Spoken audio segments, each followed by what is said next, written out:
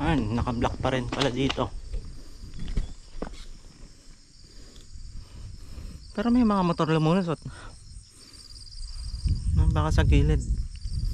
Yun o.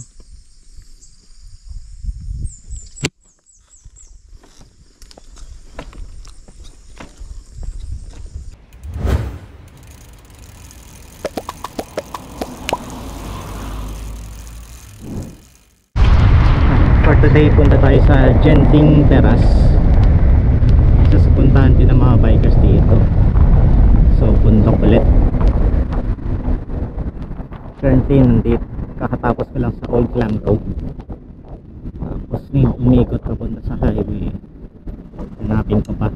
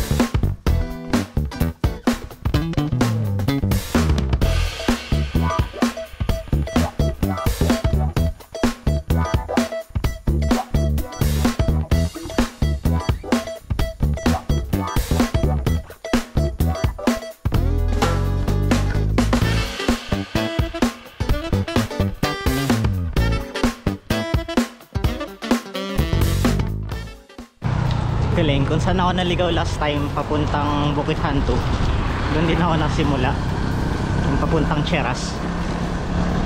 Ganda eh. Ayan, medyo malapit na ulit ako sa intersection, tapos doon ulit ako checkpoint pahinga.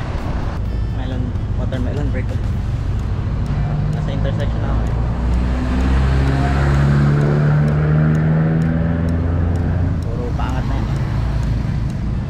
Huling akyat ko 4 kilometers type.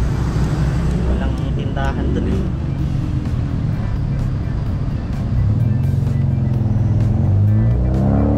Dito refill station.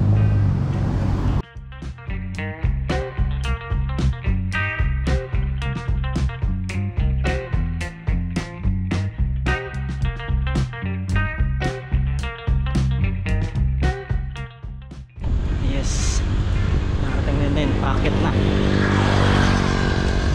Ano, wala na mga bahay. 2 hours bike away.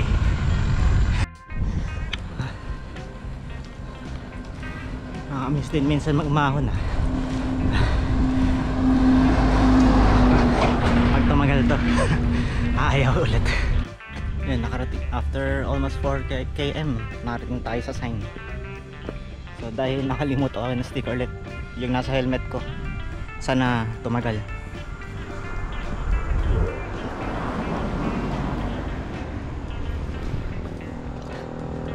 Sana tumagal hanggang next na akyat dito. So ngayon tutuloy na tayo sa Genting Terrace. Sana before nightfall makaano na tayo, makababa. Time check 5:40 na. After ilang km? After 40 km may ano pa tayo, 7 mga 18 km. And after nung 4 km na diretsong ahon, after dun sa stoplight sa Bukit Langat, ito naman lusong after nung sign.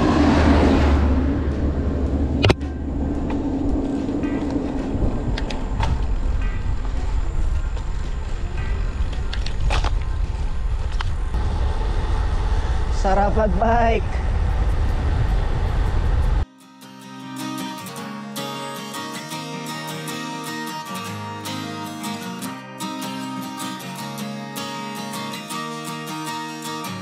Tara na't sumama sa'kin, tayo'y maglakbay.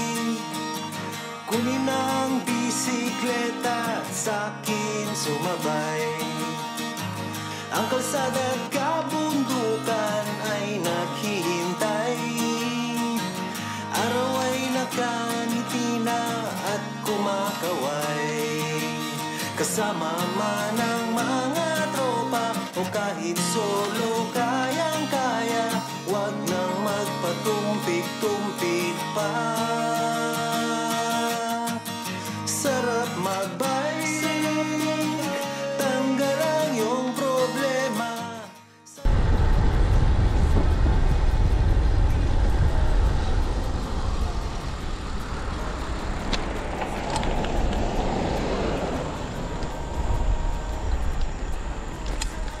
Yun. Ano yun? 2.5 km lusong. And then pa left tayo. May ilog pa. Grabe kalinis ng ilog. Linis ng ilog dito.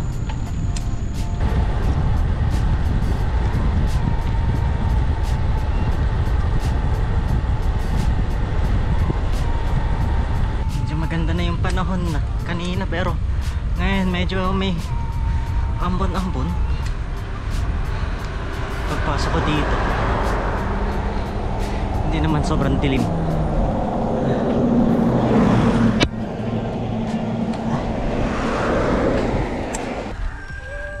Okay, after mag left on, dire-diretso lang. Medyo rolling hills, pero parang may magnetic pa rin dito. Halaga pag bundok na, kala mo lusong, pero kunat. So naka 7 km na. According sa mapa, 8 km na lang. Sana may bilihan kasi wala pa akong nakita eh. Durian lang. Ayun, may intersection doon na nakasara yung pa straight, pero straight dapat sa mga mapa eh. Pero two-way naman tong nandito. Paakyat ulit 9 km. Hala, 9 pa.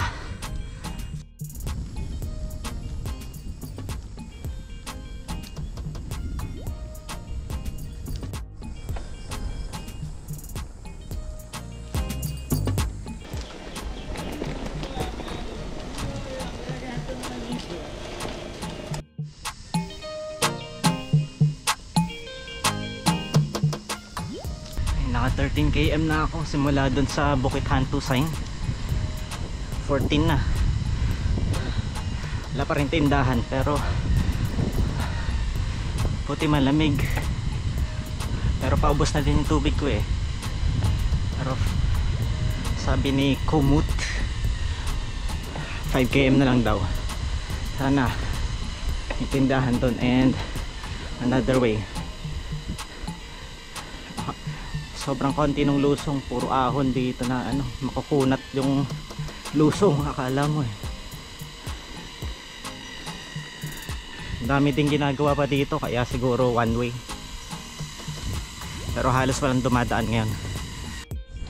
Okay, nakaabot tayo sa dulo ng ewan ko. Tapos ito na. Ito na yung mga bato. May lusot siguro naman. Daming dumadaan eh.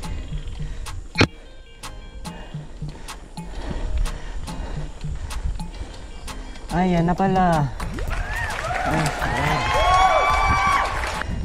wala pa rin tubig. Ito na pala.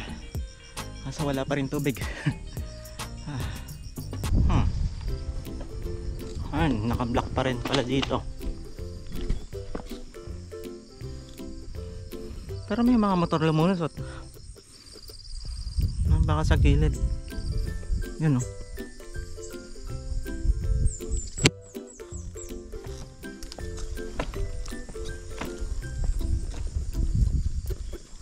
Ito.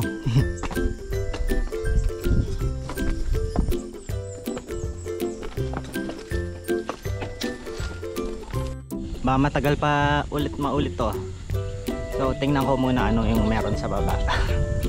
Medyo padali na din kaya kailangan pumalik na.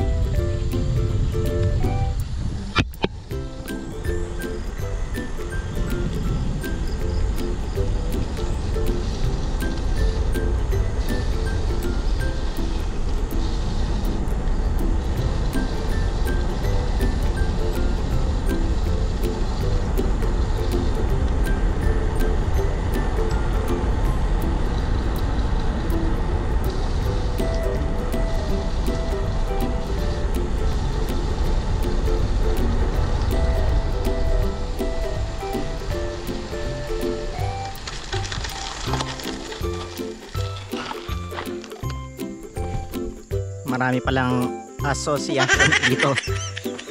Next time na lang ako dadaan pag marami ng tao. Balik. Oh no!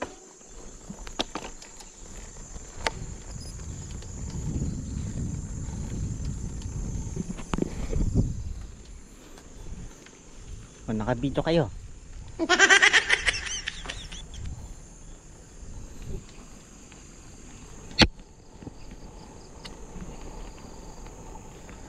Yun, may totoong lusong pabalik.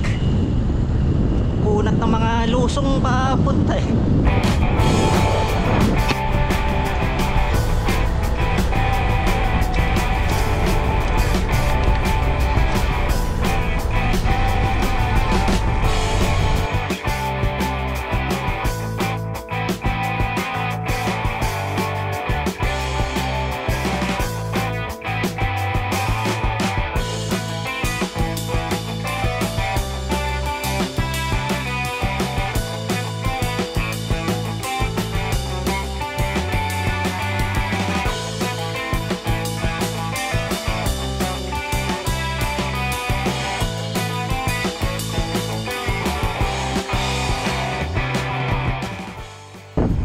Sinipon ako dun ah. Lamig dito eh.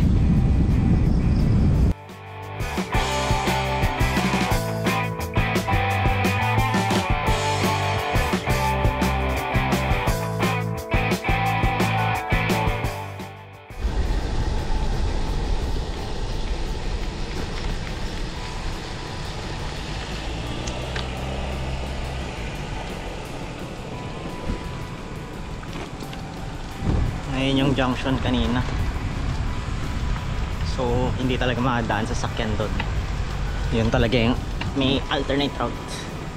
So ito, ahon ulit. Ay, wala talagang tubig. So tis-tis na lang muna ako. Buti puro lusong. Tapos yung 2.5 km paakyat nung Bukit Hantu side, kung doon pa rin dadaan. Tapos puro lusong na ulit yun eh. Sana bukas pa tindahan pag dating ko. Nakatanggal din pagod pag ano ah. Pag ganda ng view. May ilog pa. Saka lumalamig na panahon lalo eh. Kaya presko na din.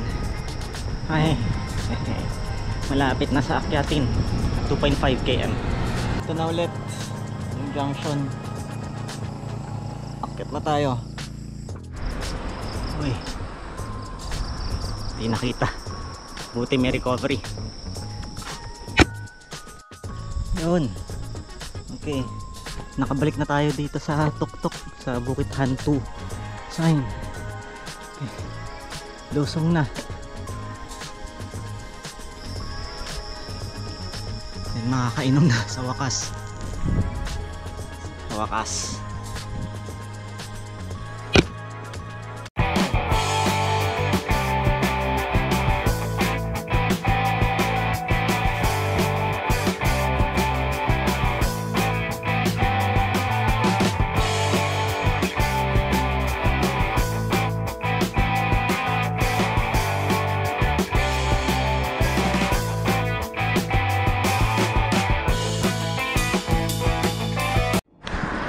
Ngayon ko lang napansin to dito sa pagbaba 3 km below may parang restaurant na sarado. So sana gumana tong refiller ng tubig.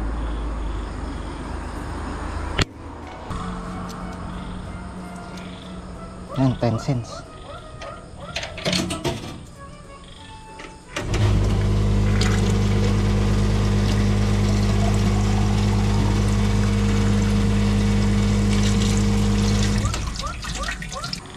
Isa sa maganda pala din tong ano, kaso hindi malamig yung tubig.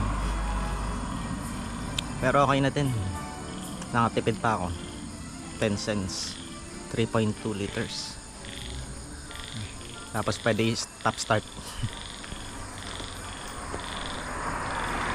Dito lang siya. Ayan kung kita. Ayan, Keday Makan Kuning.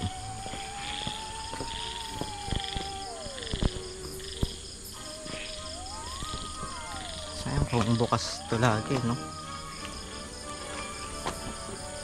Dito na din pwedeng kumain. Nasa junction left na tayo. Mukhang yung daan natin is Pulo Langat, pero mas onti yung ano dyan eh, isa pa yung papunta. Sundan na lang natin. Mas mahabang way yata yung kapila eh. Ayan, halos 4 km na akyat after yung stoplight na yun. Then lusong na yata ito, dire-diretso. Hindi pa, meron pa konti.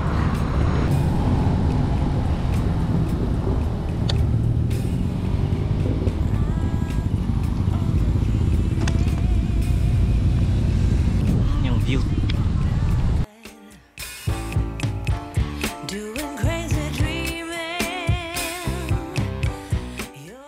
Dito yung unang ano ko eh, tumambay ako nung sunset. So dito pala yung daan.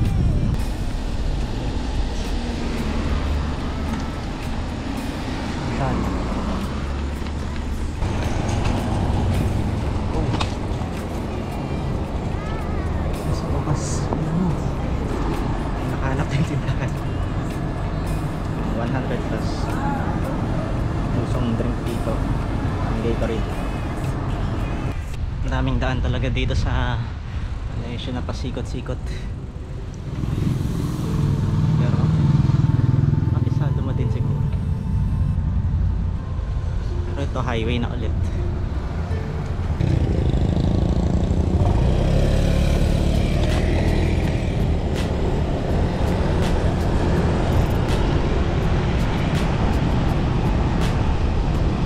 Daming nilusutan ng ano ng commute up na hindi ko alam. Pero marami ding dumadaan naman at maliwanag.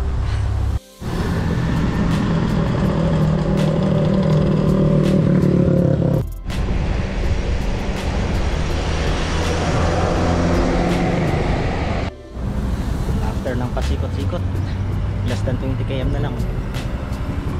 Mga highway na usually mga dadaanan papunta sa bahay.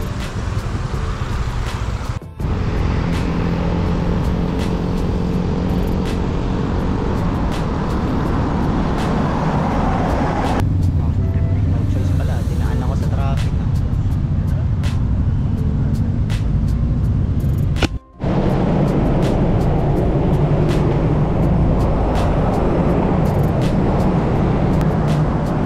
Din naman dito, pero Sabado ngayon and it's 10 PM na. Dito lang mismo sa Bukit Bintang eh.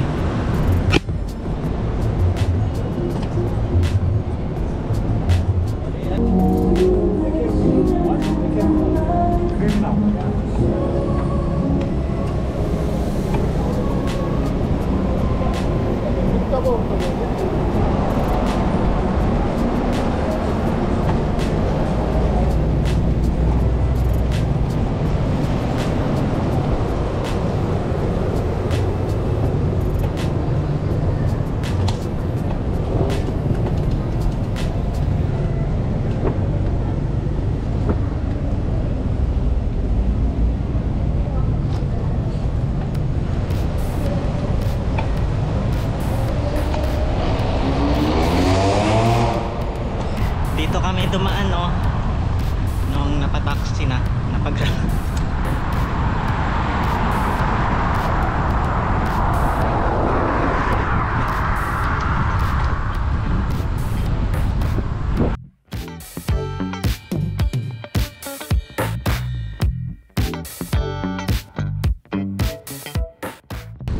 okay, namin nating nilusutan. Kaya pala Bukit Bintang may isang waypoint na napindot ko kanina, hindi ko napansin. So dagdagan na naman. So mga total nito 115 plus. Pero ito na, sa Brickfields na eh. So after nito Old Klang Road na ulit. Saglit na lang bahay na eh. So that's it for our Genting Terrace. Thanks for watching. Oh, may ganitong daan. Iba pala yung pinadaan sa akin. Ah. Saan na ako?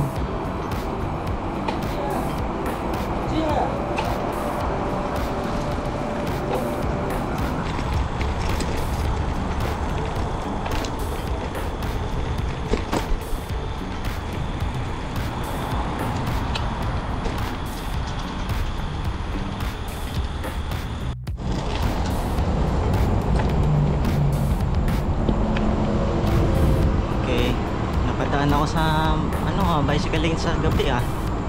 Ang ganda sana pag umaga, pag kitang-kita eh.